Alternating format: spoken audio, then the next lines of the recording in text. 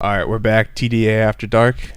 The spring season's finally over, Justin. 8A took place last weekend, and what were some of your big takeaways from the game? There's a lot to talk about when you just look at all the different things that happened, but I think the thing that comes to my mind first is AJ Hall, the performance he put together, and I think it has something to do with the experience that I had basically covering him for a good portion of his high school career, although he changed different schools, just watching him continue to develop and especially watching what he was able to do during his senior season at Bloomingdale High School. It was great to see him perform great on A-Day. He is a prospect we had listed as a 5-star recruit, although most recruiting sites had him listed as a 4-star recruit. I think you're the only one who had him as a 5-star. Yeah, a lot of people question why is he a 5-star when some of the other Alabama wide receiver signees were 5 stars on other recruiting sites. But when you look at his size, his flexibility, his natural athleticism, you're talking about a guy who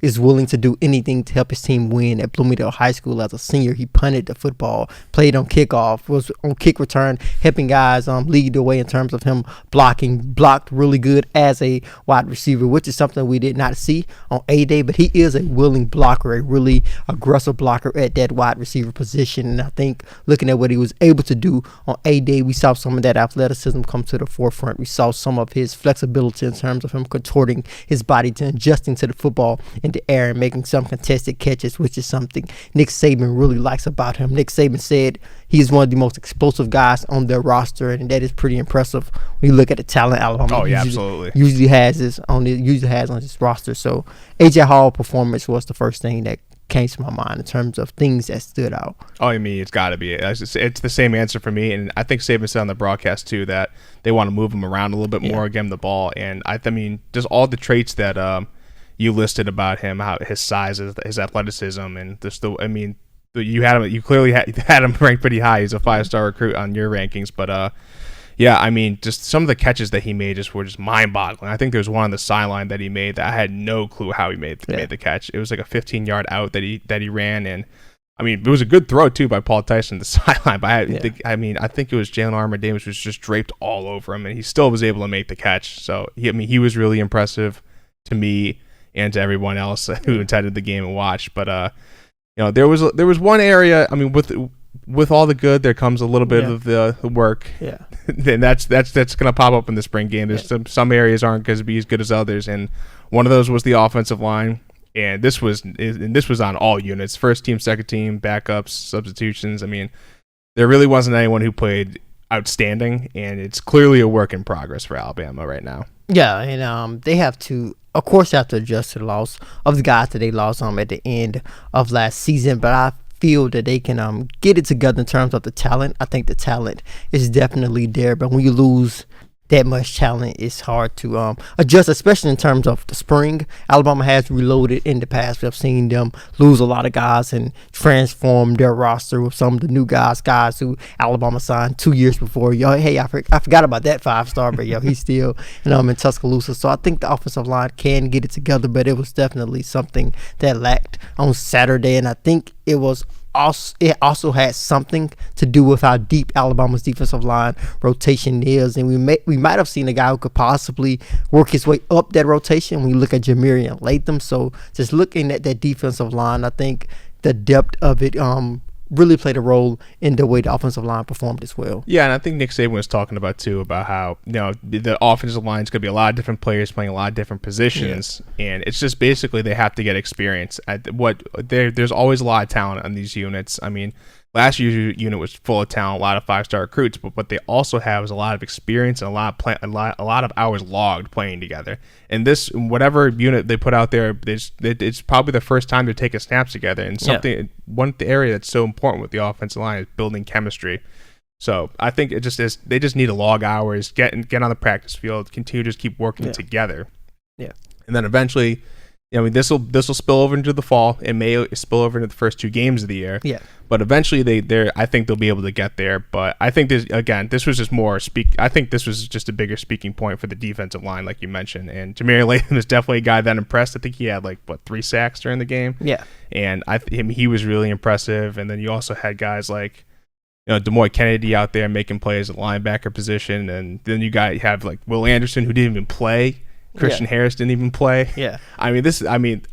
I think the narratives, they're looking to change the narrative this season on the defensive side of the football with all the guys they have coming back, and I think it's going to be a really they're probably looking to make a little bit more of a statement heading into this year. Yeah, I think there's a lot of depth and experience at a lot of positions. I'm going to talk about the defensive back position here, but I also want to talk a little bit about that linebacker group. I think it has some underrated depth because you have guys like Christian Harris, Shane Lee, Jalen Moody, and Christian Harris may be the 2 starting linebackers possibly heading into the fall, but you have a guy like DeMore Kennedy. You have a guy like Jackson Bratton who looked really good. He made some great hits. They have a lot of physical players. They have a lot of physical inside linebackers. So I think that group has some depth there as well as outside linebacker, because we saw Chris Broswell have some great moments, although he will have to fight to get on the field because Will Anderson basically has that spot on lock along with Chris Allen, but you see that there's depth there in terms of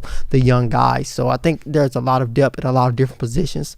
On the defensive side of the football, even within the secondary, I was just looking at that group. There's a lot of experience there. Looking at Malachi Moore, Brian Branch, DeMarco Hellams, also looking at a guy like Jordan Battle. So it's a lot of depth at that position. And you have a guy like Jalen Armour-Davis who showed that he is trying to get one of the starting cornerback positions after Alabama lost Patrick Surtain. Yeah, and we talked about Jalen Armour-Davis earlier in one of our past episodes, and I think he really had an impressive day. Other than that, I think he had just one coverage bust where I think he had a little bit more help over the top that went for a long touchdown for Campbell too, but I thought he did pretty well. He had 3 pass breakups in the game, and look, that we like we mentioned before, he's one of these guys where the clock is ticking on him, and I think he's taking advantage of his time here now.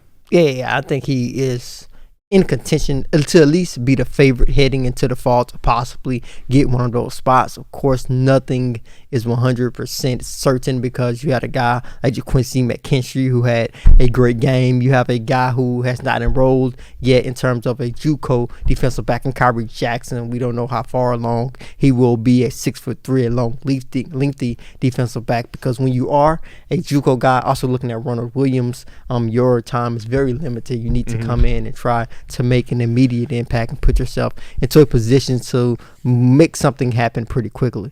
Yeah, and the one thing I said about Kool-Aid is as long as he doesn't walk on the field, I think he's going to work out just fine at Alabama. But I got a question. So, all right, go ahead. The defense is doing real good. Are we going to give Pete Golding his props? We got to wait. Or it's going to be Nick Saban did it, like this Nick Saban defense. The one thing about the Pete Golding situation that I always thought about, I didn't think he got enough credit last year in terms of the improvements that they made. I know it looked really bad. I know the Ole Miss. I know you said it was one of the worst defensive performances. Well, that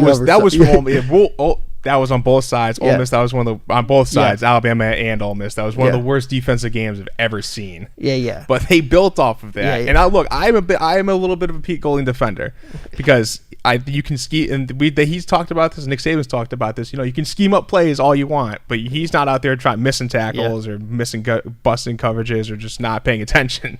So he's not the one playing out there, but I think he's made steady improvements over the years. He's not perfect, If we were rating him like a recruit, I'd probably give him 3 stars. I think the defense made some steady improvements, and I think that is what it is all about. I'm more of, I guess Alabama's total slogan in terms of their process, but I'm a fan of it's going to get better each and every time. And I think they eventually started to get better until they hit the college football playoff and eventually ended up in the national championship game. But there's always something to improve on, especially when Alabama fans have those unstoppable defenses in the back of their mind. Yeah, but in terms of giving him his props, I'm not going to crown him in the spring. He's still got to prove it he's still got to prove that he can play. This defense can play it close to this level going into the year with the pass rush and the overall physicality. But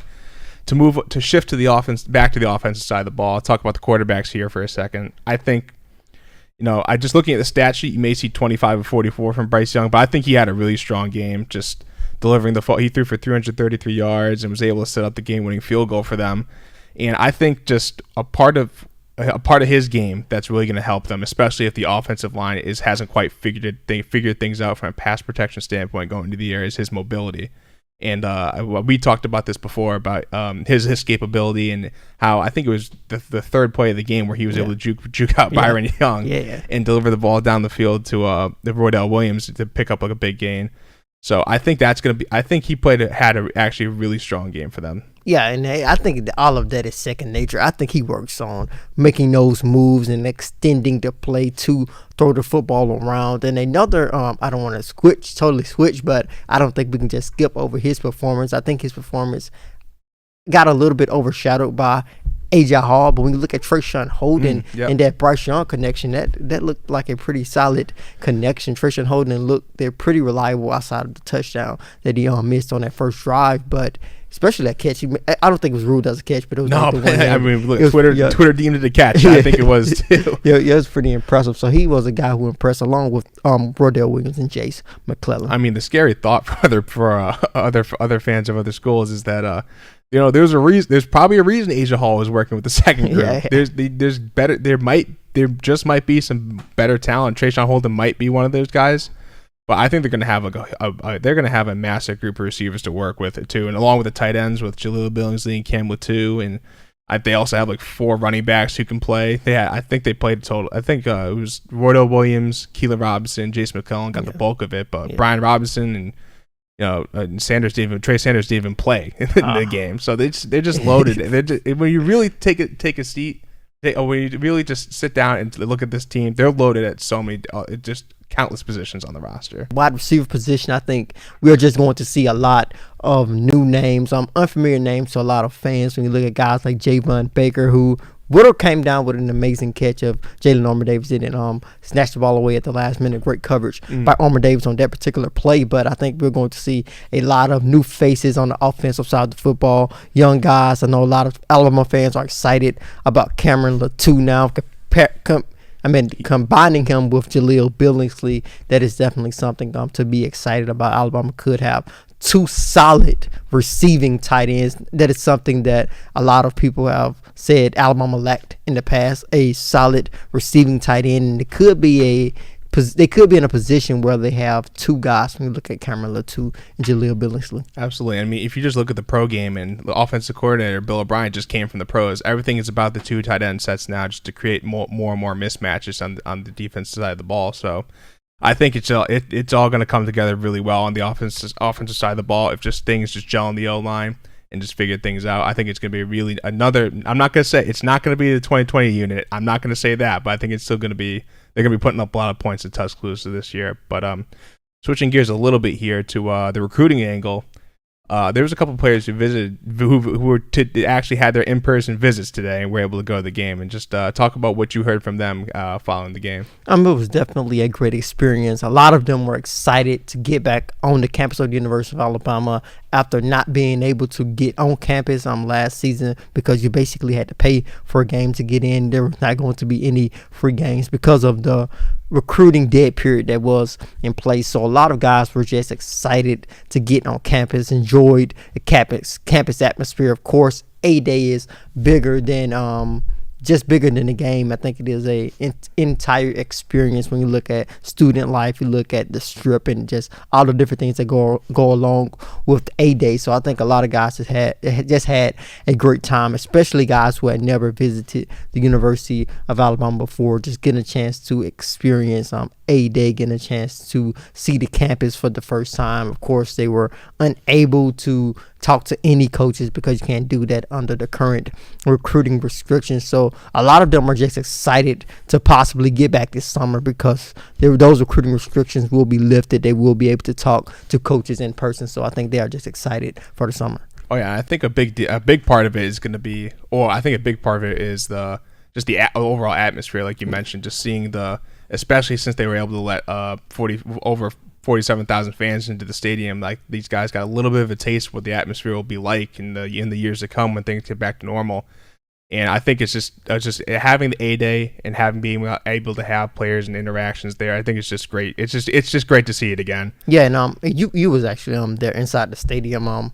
How was it? I know it wasn't a normal A-Day, but did you feel like a little bit more people were there in terms of the season compared to how the season? Oh no, there was definitely more people there, and I was actually surprised how many people stayed. I mean, normally you see people file out near the end of the game, but a good chunk of the group stayed, and I think that just proves just how much people missed going to these games and just how much they missed Alabama football being in the stadium, because that's something a lot of people didn't get to experience last year. And everything's just trending in the right direction in terms of that. I think it's just going to be more and more exciting to see a full stadium again this coming fall. But shifting gears again here, just another big thing that's going to be happening this later this summer is on July 1st, Governor Kay Ivey signed in a bill allowing players to profit off their name, image, and likeness. And again, it'll go into effect on July 1st, not immediately, but I mean, this is another step to college athletes being able to make profits for their time in school. Yeah, and I think we all still have questions about how exactly things will be handled in terms of how guys will be able to make money off their name, image, and likeness. But one angle that I really disagree with in terms of people when they talk about the name, image, and likeness situation is people bringing up that if these guys are able to make money, they're going to have a big ego. It's going to destroy the team, which is something we see sometimes at the NFL level. That's such a ridiculous argument, saying that they're kids, they don't understand. I mean, look, these. I just think that's a dumb argument. I definitely hate that take. And the guys who are going to be making the bulk of this money are going to be guys who have earned it off of their name. Probably a guy who was a 5-star recruit, a highly ranked 4-star recruit guy who most likely will be going on to the NFL in possibly 3 to 4 years. So I think they are going to get most likely way more money than that down the line. Look, they earned it. They put in the work. Yeah. I mean, once you go to college, you're essentially an adult, and the university is already making like hundreds of millions of dollars off you. I mean, Alabama was able to put like a 3-ton elephant in the front of their stadium. They can throw some money to some of their profitable players. But I think this is just another good step, and I think another argument that I don't really subscribe to is the amateurism amateurism argument, because these guys. No. There was a time 50 years ago when college football was amateurism. It was just, guys just getting together and playing football. But I mean, especially looking at Alabama's weight room and their practices and just what their product is in the field, these guys aren't amateurs. They take it especially at Alabama. They take workouts and football just as seriously as some pro teams do, probably more seriously than some pro teams do. And I think this. It's just I think the players should have an opportunity to make something during their time, because of all their hard work and all the money generated because of them. Yeah, I agree with you on that. And just looking at it from an earlier perspective, you go back to the high school level, these guys are in the film room now. Everyone has an individual trainer because they know it is like a business, especially when you go to a place like Alabama. You need to be ready to learn how to look at film, and that's why a guy like Devonta Smith is a guy who has a high IQ on the football field, because he's breaking down film, spending a lot of time in the film room, because like you said, it is not amateurism. No, not in any way. Yeah, I mean, if I'm in school and I can make money off an internship because that's going to be what my future profession is, why can't some of these guys who are going to be going to the NFL and playing football make some money off of their time there? Yeah. So look, this is a good. There's still a lot of stuff that needs to come out about this and how it's going to work. I mean, honestly, to me, it was a little bit underreported. I know we had it up on the site and we talked about it, but there wasn't a whole lot of conversation or a lot of really details being released. This is just something else that's going to be building for months to come. But to wrap things up here, we got a little bit of NFL talk. Well, a little NFL draft talk as. It's back in the news. Devonta Smith's weight. It was officially released. Well, not officially released. I think Albert Breer reported it, that he got it from some sources, that he weighs. Now, everyone hold their breath. 166 pounds. He weighed it on Alabama's website. He was listed as 175. He said it was 170, but it turns out now he's 4 pounds less. And again, there's some freaking out online about how he's really light.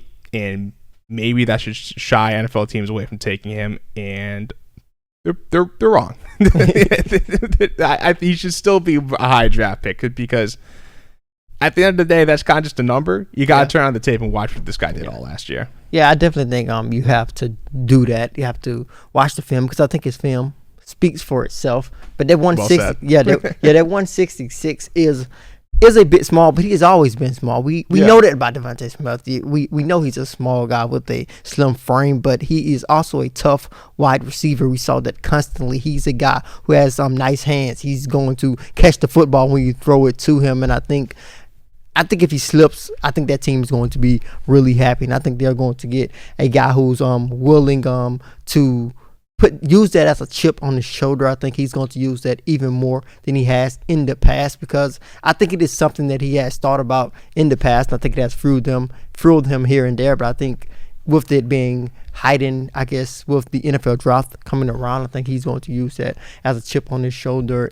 at the next level. But I guess I can sort of understand it, because 166 is a bit small. Yeah, it's a bit small. And like you were saying, it's him using it as a chip on his shoulder. I mean, he already does. Yeah. That was one of the things he mentioned in his Heisman Trophy speech. Yeah. That everyone just kept telling him he was too small, and he just persevered right through that and was the best player in college football last year. Yeah. And I mean, look, 166 is light. NFL teams will ask him to put on weight. And with all the diets and stuff that they have going on in the training, I mean, Nick Saban said when he first came to Alabama, he weighed like 155 pounds. Then he went up to 170. So he's not putting on weight isn't foreign to him. He's maybe just be a small frame kind of guy. But I mean, when you just watch his work, there's just weight can't be an issue, because he's also to add on to the big catches and just blowing past people and breaking presses and stuff. He was their best blocker. He's skinny, but he's strong. Yeah. And look, if he's going to slip, I hope he slips, specifically to the 15th pick, so the Patriots can pick him. We lost Julian Edelman. We need another receiver. But, this is just, to me, it's a whole lot about nothing again. And I think he'll if he has to put on 5 pounds, he'll put on 5 pounds, Yeah, I think his work on the field is going to speak for itself. I think he's going to use this as fuel to do something at the next level, and I think his situation is something that we just have to see play out. We're not going to see what exactly he can do at the NFL level until we see it. We have seen guys in the past. A lot of people compare him to Marvin Harrison, and I think that is a great comparison. One of the best wide receivers ever to play the game of football in terms of the NFL level. So it is possible. So we have seen the guy do it, so it definitely is possible. Yeah, I think that's good. That was